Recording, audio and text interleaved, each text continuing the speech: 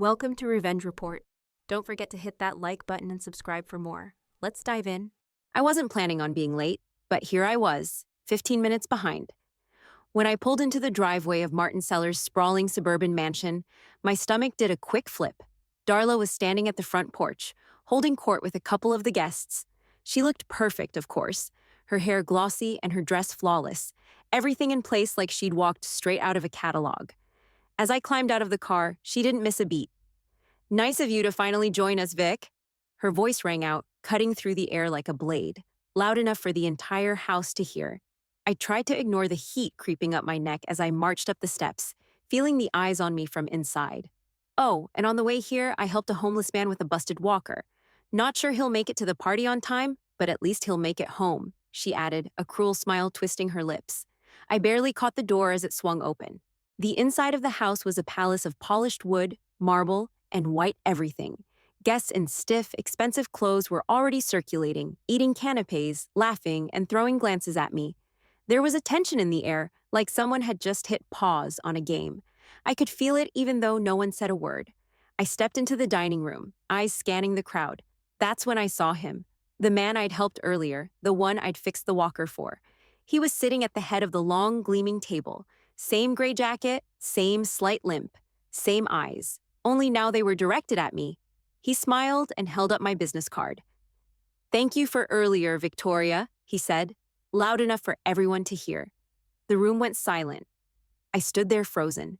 Greg's face drained of color, his eyes wide. Darla looked like she'd swallowed a lemon. And Martin Sellers, the big-name CEO, the guest of honor, was smiling at me like we were old friends. "Please," he said, gesturing to the empty seat next to him.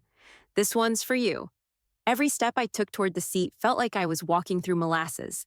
I sat down, trying to act like my legs hadn't turned to jelly. The air in the room thickened, conversation stuttered, and then, like a switch had been flipped, everything resumed, but with a different energy. Something heavier now, something I couldn't shake. Martin leaned in, his voice low but clear. "So, what do you do, Victoria?" And just like that, I was forced to take a seat at the table. My entire life, my job, my charity work, my role, was now on display for everyone. And all I could do was answer. A week before all of this, Greg handed me the envelope. It was thick, heavy, with gold lettering and no return address. I didn't need to read the words inside to know what it was. Martin Sellers' invitation to a formal dinner, and the last thing I wanted to do was go. But there I was, staring at it, and Greg standing nervously next to me, like it had already happened and I was just catching up. He'd looked at me the way he always does when something's really serious. "You have to go," he said. "You don't have a choice." I didn't answer at first, didn't need to. The weight of it was clear in his voice. "He's not inviting you just to have dinner. He's evaluating." "Evaluating?" I asked, eyebrow raised. Greg nodded. "Yeah, he doesn't meet people unless he's evaluating them. So, don't screw it up, okay?" I laughed, but it felt more like a nervous twitch. "I'll try not to." I asked if I should dress up.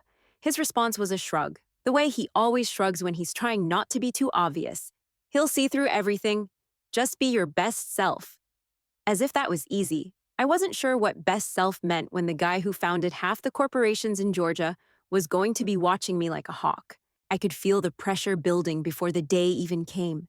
And it wasn't just Martin. Darla would be there too. She was practically a part of the family now, and if anyone was going to be waiting for me to trip, it was her. She had a way of being everywhere I wasn't. I imagined her standing in the corner, arms crossed, watching my every move, waiting for me to fall flat on my face. I spent the entire week prepping. I ironed my blazer so sharp you could cut glass with it. I practiced my talking points. What to say if Martin asked about my nonprofit work, or about what exactly I contributed to the cause. I mapped the route to his house, trying to time it perfectly so I wouldn't show up too early, too eager, or too late, too rude. On the day of, I left with 25 minutes to spare. I wanted to make sure I wasn't rushing, but I also didn't want to risk being late. It had to be just right. Too much time on my hands felt like failure waiting to happen. The entire drive there was like a movie on loop, a slow-motion montage of me running through potential conversations, second-guessing my words. What if Martin didn't like me?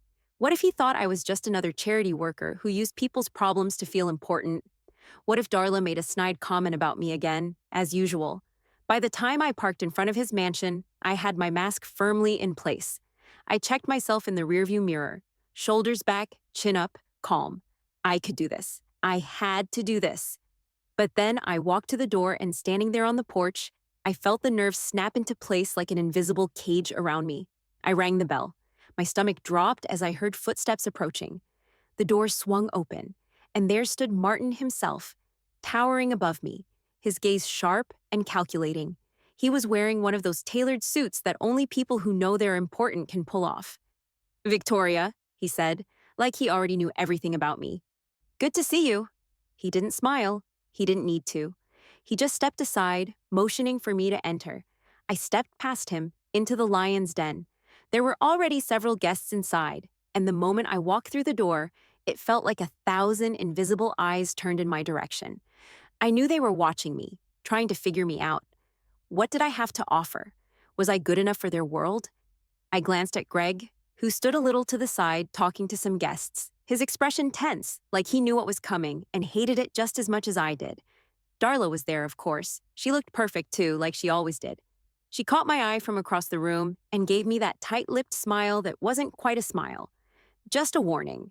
The tension in the air was palpable, like a string pulled taut. I adjusted my blazer, tried to focus, and walked into the heart of the room, where Martin's massive, polished table gleamed under soft lighting. The air felt thick. Every step felt heavy. Even though I had no idea what Martin thought of me yet, I knew that whatever it was, it had to be good enough to survive this night. I just hoped that when it was all over, I'd be able to say I'd passed, or at least didn't mess it up too badly. I stepped off the train, heels clicking against the pavement. I had 35 minutes to spare, plenty of time to get to Martin's place, settle myself, make a proper entrance. My mind was already running through the evening. How to navigate the crowd, what to say to Martin, how to avoid giving Darla more ammo to use against me. I was almost to the corner when I noticed him. An old man, struggling with a walker. The front leg of it had collapsed under him, and he was leaning on the side of a building, clearly stuck. People were just walking by, oblivious, as if he were invisible. I hesitated for a split second, then moved toward him. My heels clicked louder in my own ears, but I pushed the noise out of my head and knelt beside him. "Hey, you all right?" I asked, trying to keep my voice steady, like I wasn't already running late. He grunted, clearly frustrated, but nodded. His hands were shaking as he tried to fix the walker, but it wasn't working. The front leg was bent out of shape, and it kept folding under. "Let me help," I said, rolling up my sleeves. I used a hair tie to keep the leg steady, figuring it would at least hold long enough for him to get somewhere safer. I could feel the grease from the walker on my hands as I tightened the tie, but I didn't care. It didn't matter. I just had to get him to a place where he wasn't stranded on the sidewalk. The man looked up at me as I finished, his face tired but grateful. His eyes flickered to the pin on my lapel, the logo for the nonprofit I worked for. "You're with that group, huh?" he asked. "Yeah, I am," I replied, giving him a quick smile. "Good work you do," he said, his voice raspy but warm. "Real good work." I pulled my card out of my pocket and slipped it into his coat. "If you ever need anything, call me. We help people get into care or just point them to the right place. Whatever you need." He took the card, nodded, and shoved it into his pocket. Then, after a pause, he gave me a slow, knowing smile. "You'll be fine tonight," he said, "even late." I blinked at him, taken aback. "What?" "You'll be fine," he repeated, a little softer this time. "You're on the right path. You've got the heart for it." I wasn't sure what he meant, but something in me felt lighter. Maybe it was the kindness in his eyes. Maybe it was just the way he said it, like it wasn't just about helping him, but something bigger, something about me. I checked my watch. 17 minutes. There was no room for mistakes now. I needed to get to Martin's, but somehow, for the first time all day, I didn't feel the tightness in my chest. The pressure was still there, but it felt different, like it had shifted, and I was just moving through it instead of being crushed by it. I flagged down a rideshare, helped the old man into the car, and sent him off with a wave. I took a deep breath and slid into the back of my own ride. The city passed by in a blur of neon lights and traffic, but my mind wasn't racing anymore. Somehow, it felt like the night had already started to fall into place. no matter what happened at Martin's house. I walked into the dining room, and everything seemed to slow down. The polished wood floor gleamed under soft lighting, reflecting the high-end decor like a movie set. The long table stretched out before me, covered in pristine white linens, crystal glasses, and silver cutlery that glinted with a silent intensity. The guests were seated, sipping wine, engaged in low conversations, until Martin Sellers, sitting at the head of the table, suddenly held up my business card. The room fell silent. "Thank you for earlier, Victoria," he said, his voice cutting through the quiet with a calm, firm tone. Greg went pale. I saw it happen in slow motion. His lips pressed together, his hands clenched at his sides. Darla's expression froze. Her eyes widened, and for a split second she looked like she'd seen a ghost.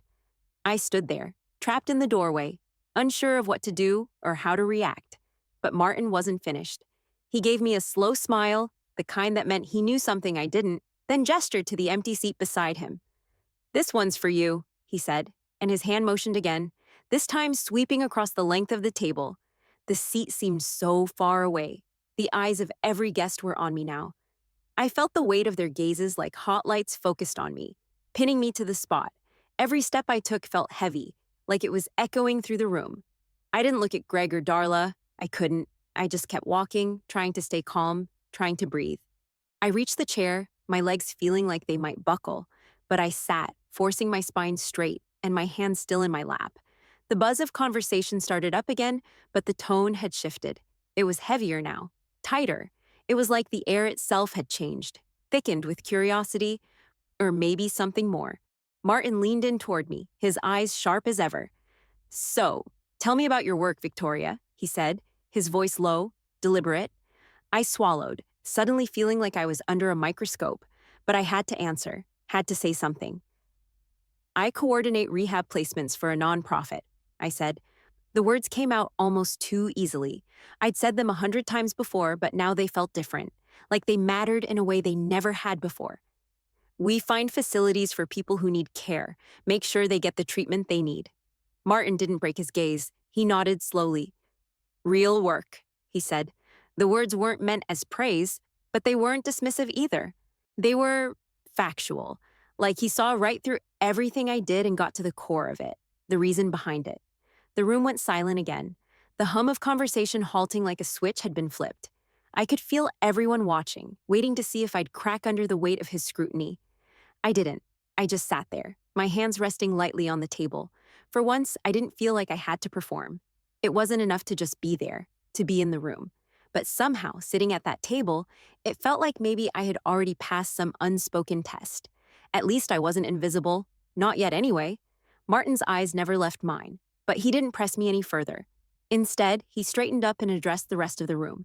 His voice projecting again, conversation slowly resumed. But now there was an undercurrent of something else. I couldn't tell if it was approval or something darker, but it was there, pulling at the edges of the room. I took a slow breath and tried to settle back into my seat, trying to shake the sense that everything was shifting. But it wasn't over yet. Not by a long shot. The moment of quiet stretched out longer than it should have. I was still adjusting to the shift in the room when Darla broke the silence with a laugh. It was loud, sharp, cutting through the tension like a knife. "Charity work," she said, her tone dripping with sarcasm. "It's so dramatic, don't you think?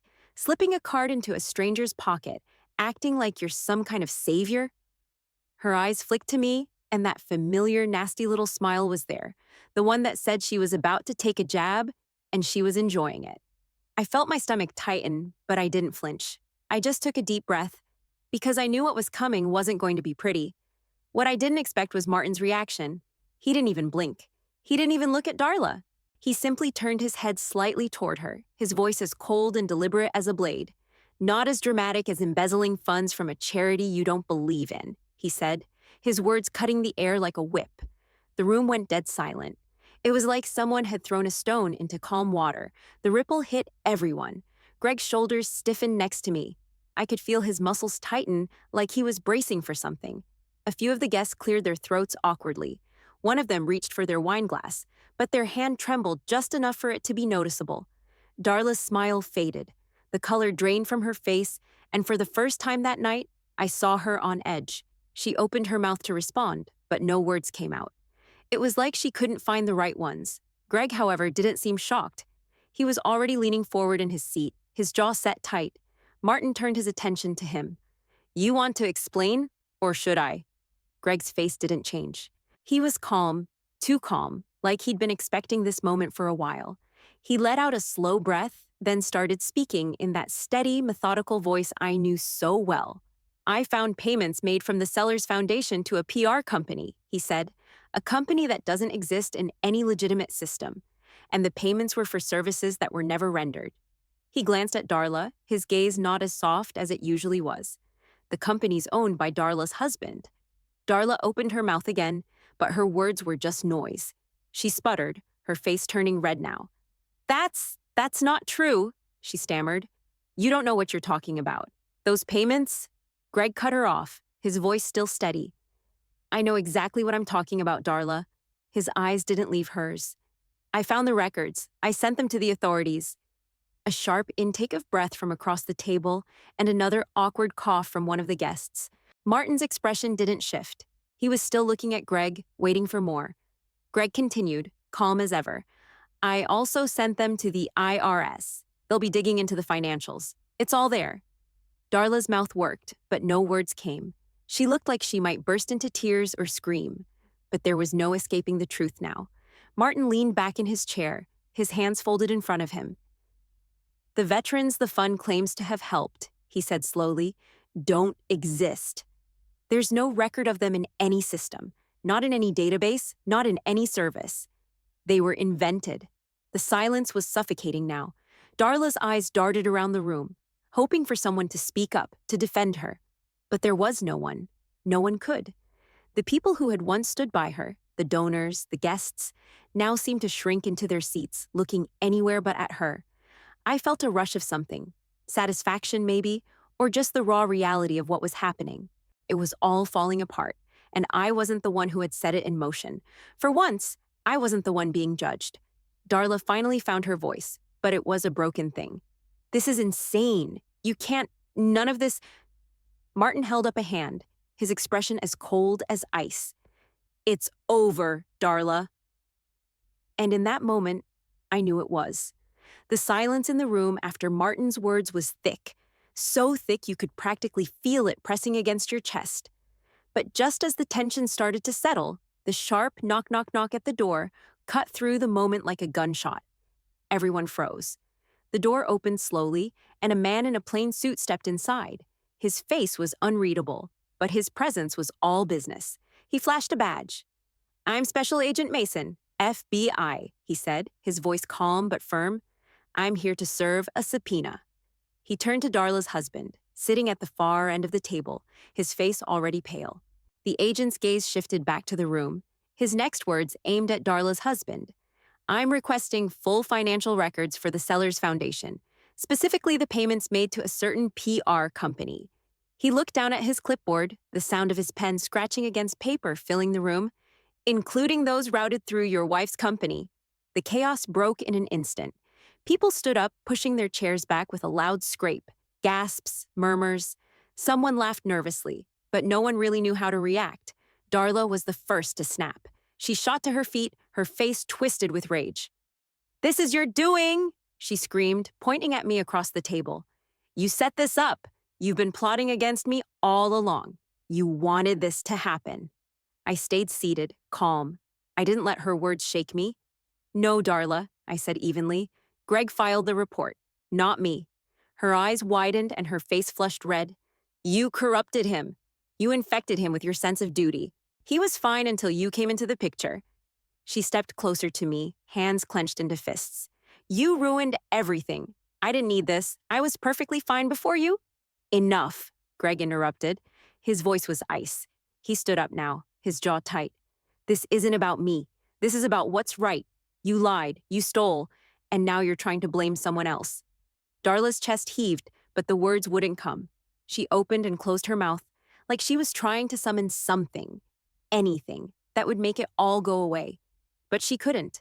Martin, who had been watching everything unfold, now spoke in a calm, almost resigned tone.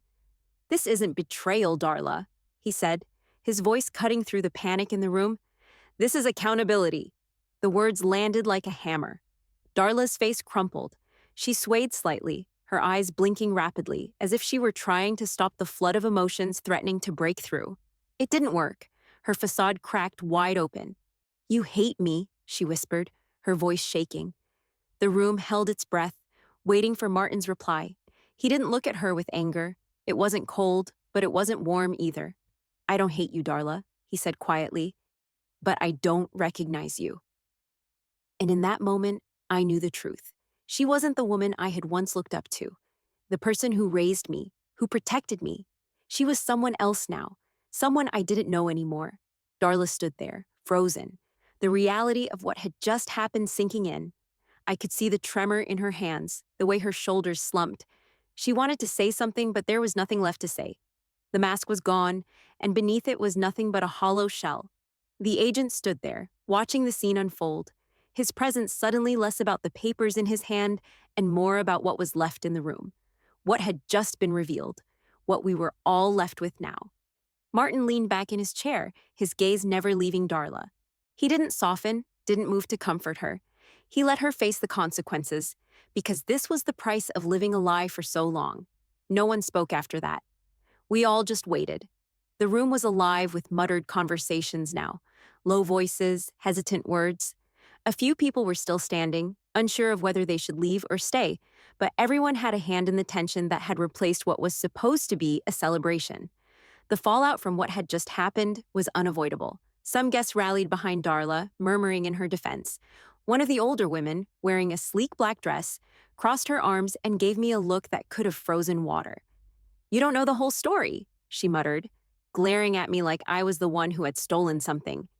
"You don't know what it's like to build something from the ground up." Another man, wearing a suit that looked a size too big for him, stood up and started shaking his head.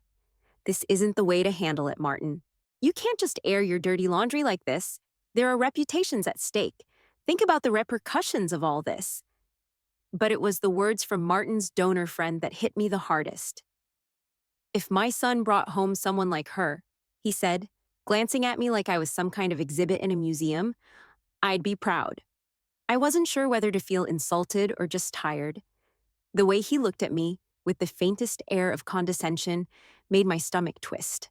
Before I could even process it, Darla's friend snapped back, her voice sharp and defensive.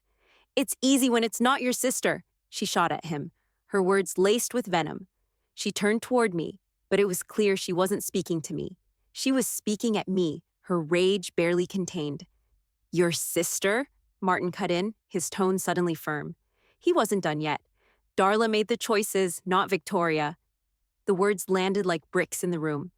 The silence was heavier now, like the air had solidified. A fault line had opened, and the division was clear. There was no more pretending. The people who had defended Darla before now stood on the other side. The ones who'd kept their distance from the start were pulling away even more, their eyes shifting from one side to the other, uncomfortable in their own skin. I stayed silent, watching the room divide itself into awkward corners. People who had shared stories about charity galas and luxury vacations now squirmed, suddenly unsure about where to stand. Some fidgeted with their napkins. Others pretended to be too absorbed in their wine glasses to notice the tension around them. Greg's hand found mine under the table. His fingers were warm, solid against mine, grounding me in the middle of all the chaos. I looked at him, and for the first time in a long time, I didn't feel like I was drowning in all the noise. "You okay?" he whispered, his voice low, almost like a lifeline. I nodded, squeezing his hand back. "Better than I've been in a while." I wasn't lying. The weight that had been crushing me ever since I arrived at Martin's place had shifted somehow. It wasn't over yet, but for the first time, I wasn't carrying it all on my own. The room was still buzzing, but it didn't feel like my fight anymore. I wasn't here to win anything, not tonight. I wasn't here to prove anything. I was just here, just breathing, and that felt like enough. Weeks had passed since that night, but the aftershocks still rattled me. I could still feel the weight of the fallout, the sharp taste of betrayal that lingered in my mouth, no matter how hard I tried to swallow it down. Darla had always been the one to protect me when we were younger. I'd grown up under her shadow, but it wasn't the kind of shadow that crushed you. It was the kind that kept you safe. She was the quiet hero in our small world. When Mom worked nights, it was Darla who made sure I was fed, who helped me with my homework, who tucked me into bed when the lights flickered out. She didn't have to say it, "I've got you," but I always knew she did. And I loved her for it. But things changed when I started getting recognition. When I started winning awards for my community work, for the things I'd done on my own, the spotlight shifted. Suddenly, people weren't looking at Darla anymore. She wasn't the golden girl. She was just the quiet older sister, the one who didn't make noise, the one who never got the applause. I saw the shift in her before anyone else did. The way she started hanging around the people who made decisions. How she'd start showing up at those galas and events I'd once thought were beyond her. How she grew close to Martin. He brought her into the foundation, trusted her with media and outreach. She was good at it, better than anyone else, really. But I could see it in her eyes, the hunger, the way she soaked in the attention. It was as if the title, Martin Sellers' trusted right hand, filled the hole she'd left behind when the world stopped noticing her. And then, Greg found the invoices. I had no idea what he was doing at first, how he pieced it all together. The fake PR company, the shady transfers, the shell game that Darla and her husband had been playing with the foundation's money. Greg didn't hesitate. He knew what he had to do. He reported it to the feds. And now Darla was facing community service, forced to repay what she'd taken, while her husband sat in jail awaiting trial. A part of me wondered how it had all gone so wrong.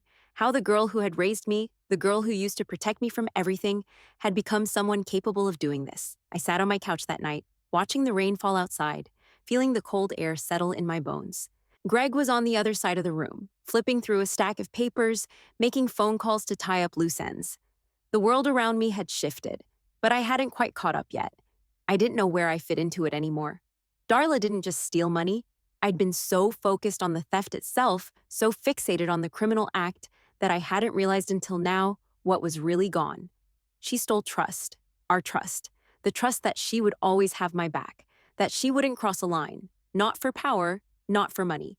She took something from me that I couldn't give back, not to her or to myself. The foundation we built, the one we'd held up between us for years, had shattered, and I didn't know how to fix it. Maybe I wasn't supposed to fix it. Maybe it wasn't mine to repair. The sound of Greg's voice pulled me from my thoughts. I turned to look at him as he dropped a folder on the table and sat down beside me. He was tired, his eyes sunken from too many late nights, but he was steady, always steady. "You good?" he asked quietly, his hand finding mine again. I nodded, squeezing his hand tight. I didn't say it out loud, but I knew the truth. Better than I've been in a while. The wreckage of what had happened with Darla was still there, but I wasn't carrying it alone anymore. I didn't have to, but I couldn't shake the feeling that the hardest part of all of this was still coming. We could rebuild, and we could move forward, but something had been lost that couldn't be regained. And that was the thing I couldn't stop thinking about. How much trust had really been stolen. It was a gray morning, the kind where the clouds hang low and everything feels damp. I was in the parking lot near the community center, wrapping up a meeting with a client who'd just signed up for our rehab placement program. I was feeling the usual mix of exhaustion and relief, the job done for the day, when I saw her. Darla. She didn't look like herself, not the polished, put-together woman I used to know. Her hair was pulled back into a messy ponytail, her face bare, no makeup in sight. She was wearing a volunteer shirt and standing in the middle of a small group of people, planting herbs in a patch of dirt near the entrance.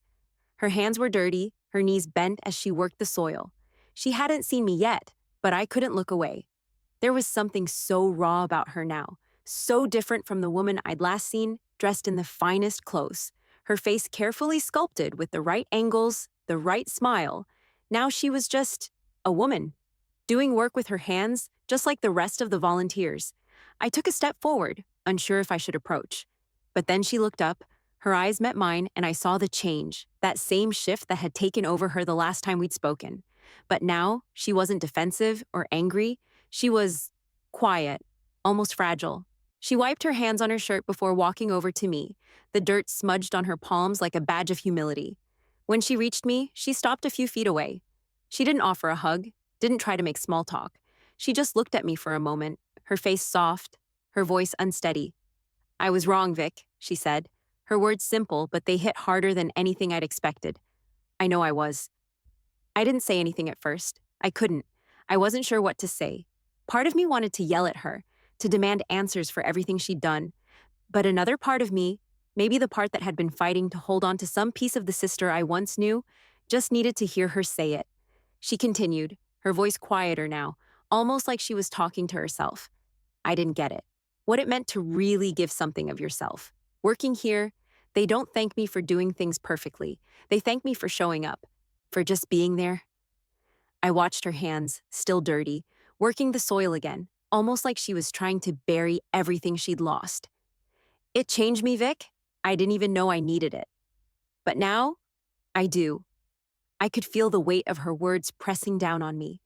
For a moment, I was back in that room, watching the pieces of her life fall apart, the trust broken beyond repair.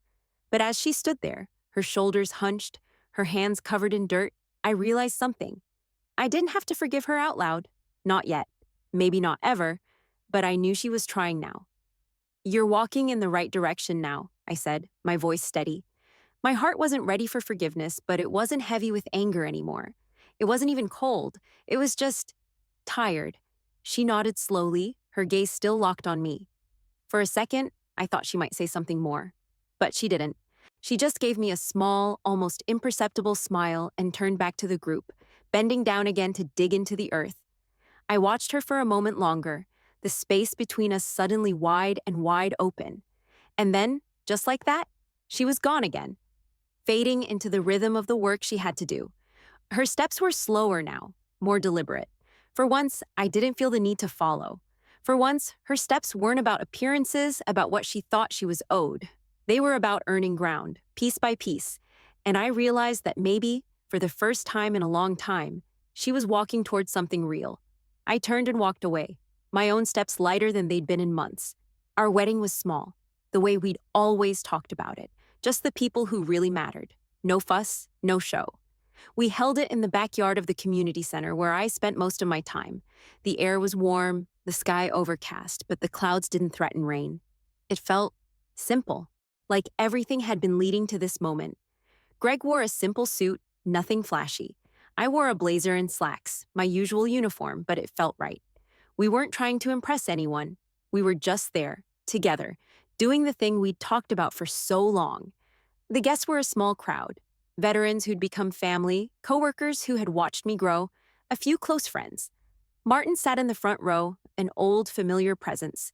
His eyes were steady, watching, like they always did. He held the worn coin I'd given him once, back when I was still figuring out who I was. Now, it was like we were both on the same page, in some quiet way. I glanced over the crowd as the ceremony went on, but then I saw her.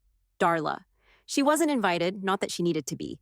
She showed up unannounced, sitting in the back, holding a bouquet of wildflowers from the center's garden. No drama, no apologies, just her presence, quietly filling the space between the vows. The ceremony ended, and Greg and I turned to face the crowd, our hands still locked together. I couldn't look at Darla then.